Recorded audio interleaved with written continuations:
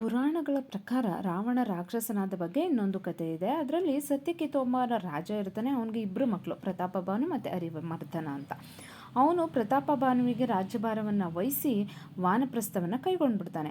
ಎಲ್ಲೆಲ್ಲೂ ಶಾಂತಿ ಸುಖ ಈ ರೀತಿ ನೆಲೆಸುವಂತೆ ಮಾಡಿರ್ತಾನೆ. ಇವನಿಗೆ ಧರ್ಮರುಚಿ ಅನ್ನೋ ಒಬ್ಬ ಮಂತ್ರಿನೂ ಸಹ ಇರುತ್ತೆ. ಇವನಿಗೆ ಅಪಾರವಾದ ಸೈನ್ಯವನ್ನು ಇರುತ್ತೆ. ಇವನಿಗೆ ಎಲ್ಲ ರಾಜರ ಮೇಲೂ ಯುದ್ಧವನ್ನು ಮಾಡಿ ಅವರಿಂದ ಎಲ್ಲವನ್ನು ಅಧೀನಪಡಿಸ್ಕೊಂಡು ಕಪ್ಪ ಕಾಣಿಕೆಗಳನ್ನು ಪಡೆದು ಅವರನ್ನು ಬಿಟ್ಟುಬಿಡ್ತಿರ್ತಾನೆ. ಹೀಗೆ ಅವನು ಏಕಮೇವ ಚಕ್ರಾಧಿಪತಿಯಾಗಿರ್ತಾನೆ. ಹೀಗೆ ಒಂದು ದಿನ ಅವನು ಕುದುರೆ ಏರಿ ಬೇಟೆಯ ಸಾಮಾನುಗಳೊಂದಿಗೆ ವಿಂಧ್ಯ ಪರ್ವತಕ್ಕೆ ಬೇಟೆಗೆ ಹೋಗ್ತಾನೆ.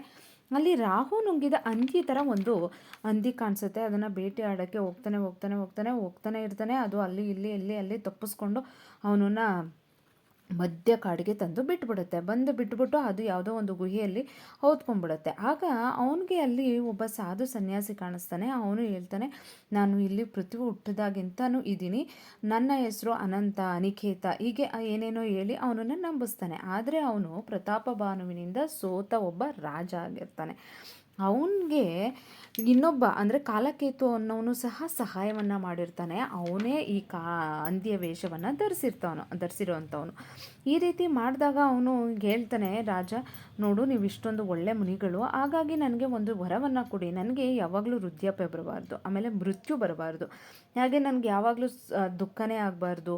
ಈ ರೀತಿ ನನಗೆ ಒಂದು ವರವನ್ನು ಕೊಡಿ ಅಂತ ಕೇಳ್ತಾನೆ. ಅದಕ್ಕೆ ಅವ್ರು ಹೇಳ್ತಾರೆ, ನೋಡು, ನಾನೇನೋ ವರವನ್ನು ಆದರೆ ನೀನು ಅಂದರೆ ಬ್ರಾಹ್ಮಣರನ್ನು ನೀನು ಊಟಕ್ಕೆ ಕರಿ, ಆಗ ನಾನು ಅಂದ್ಕೊಂಡಿದ್ದನ್ನು ನೀನು ಸಾಧಿಸ್ಬೋದು ಅಂತ. ಯಾವ ರೀತಿ ಅಂತಂದರೆ, ನೀನು ಅವರನ್ನು ಊಟಕ್ಕೆ ಕರಿ, ಅದಾದಮೇಲೆ ನಾನು ಎಲ್ಲವನ್ನು ನೋಡ್ಕೋತೀನಿ. ಅಂದರೆ ನಾನು ಈ ವೇಷದಲ್ಲಿ ಅಲ್ಲಿಗೆ ಬರೋಕ್ಕಾಗಲ್ಲ, ಅದ್ರ ಬದಲು ನಿನ್ನ ಪುರೋಹಿತನನ್ನು ವೇಷದಲ್ಲಿ ಬಂದು ನಾನು ಅಡುಗೆ ಮಾಡ್ತೀನಿ, ನಾನು ಅಡುಗೆ ಮಾಡಿದ್ದಂತಂದನ್ನು ನೀನು ಅವರಿಗೆ ಬಡಿಸು ಅಂತ ಹೇಳ್ತಾನೆ.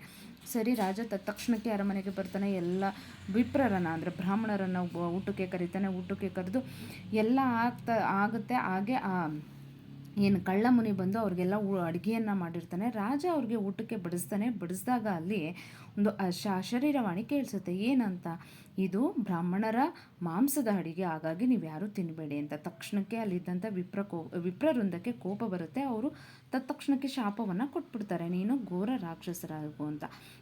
ಆದರೆ ಅದಾದಮೇಲೆ ಮತ್ತೆ ಒಂದು ಆಕಾಶವಾಣಿ ಕೇಳಿಸುತ್ತೆ, ಇಲ್ಲ, ಇದರಲ್ಲಿ ರಾಜನ ತಪ್ಪು ಏನೂ ಇಲ್ಲ ಅಂತ ಅಂದಾಗ, ಆ ವೇಳೆಗಾಗಲೇ ಬ್ರಾಹ್ಮಣರು ಶಾಪವನ್ನು ಕೊಟ್ಬಿಟ್ಟಿರೋದ್ರಿಂದ ಶಾಪವನ್ನು ವಾಪಸ್ ತಗೊಳಕ್ಕಾಗಲ್ಲ. ಹಾಗೇ ಈ ಬ್ರಾಹ್ಮಣರ ಶಾಪ 3 ತಲೆಮಾರುಗಳನ್ನು ಕಾಡುತ್ತೆ ಅಂತಲೂ ಸಹ ಹೇಳಲಾಗುತ್ತೆ.